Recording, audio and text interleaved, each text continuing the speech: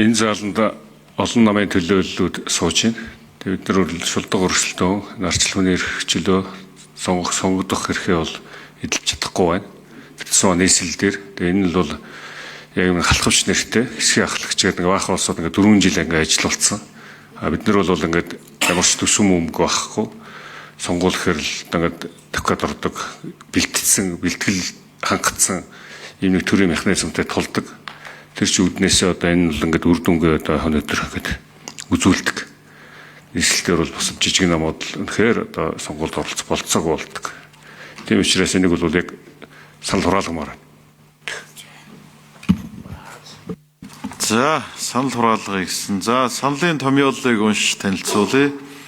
Улаанбаатар хотын хэсгийн ахлагч нарын цалин олгохыг зогсоох. За, энэ чинь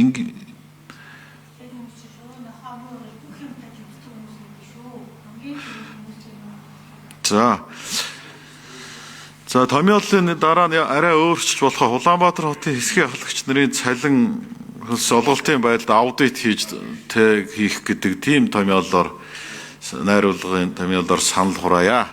За дэмжиж байна гэсэн томьёолоор санал хураана. За энэ чи бэлдэх үлээ эхлээд. За санал хураалтанд бэлдсэн байна. За санал хураалт.